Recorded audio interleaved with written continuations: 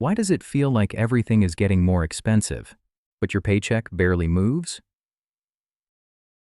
A new phone today might be cheaper than before, but a house, healthcare, or college can feel harder to afford than it did for your parents. For many Americans, this is the modern money puzzle. Prices rise quickly. Wages move slowly. So what's going on?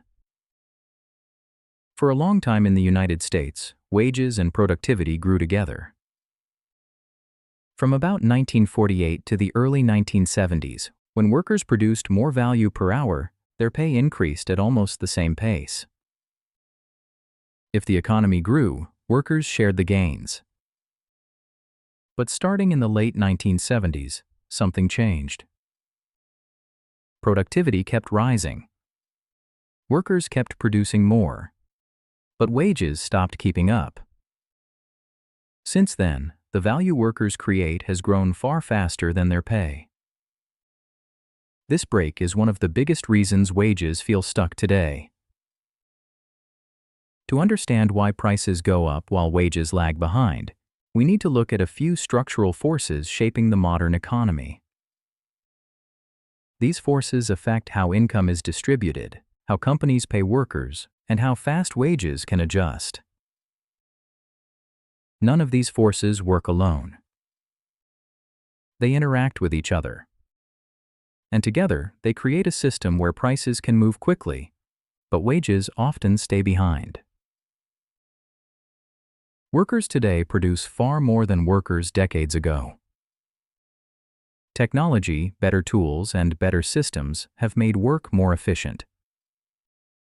But the extra value created by this productivity does not always flow to wages. A larger share now goes to corporate profits, shareholders, and executive compensation. So even though the economy grows, paychecks don't rise at the same speed. Even when compensation increases, it doesn't always show up in your bank account. A bigger portion of worker pay now comes as benefits. Health insurance is a major example. Healthcare costs in the United States have risen much faster than most other prices.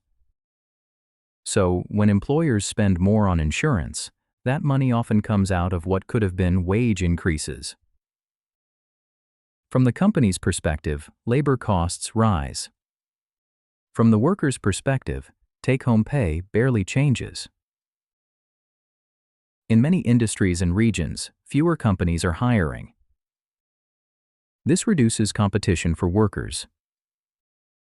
When many companies compete for labor, wages tend to rise. But when only a few employers dominate a market, workers have fewer alternatives.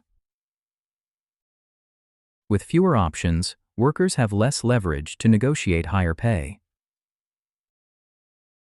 Technology has changed the types of jobs the economy rewards. Machines and software are very good at routine tasks. Many mid-level jobs once built on these tasks have disappeared. This creates a gap in the middle of the labor market. Some workers move into highly skilled jobs that pay very well. But many others move into lower-paying service work where wage growth is slower. This shift puts downward pressure on wages for a large share of workers. In the past, unions and minimum wage policies helped set a floor for earnings. Unions once represented a large share of the workforce. Today, that share is much smaller.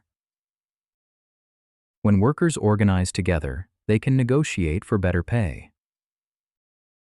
When that collective voice weakens, wage growth depends more on individual bargaining. And individuals usually have less negotiating power than large companies.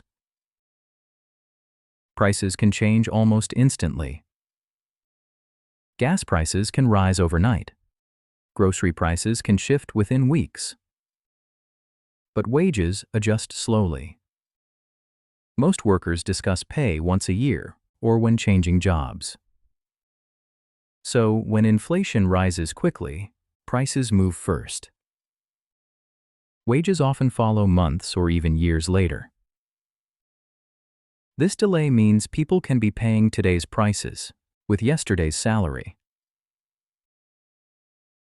When productivity gains flow to profits, benefits absorb raises, employers face less competition, automation reshapes jobs, labor power weakens, and wages adjust slowly. The system allows prices to rise quickly while paychecks struggle to keep up. And that's why the modern economy can feel confusing.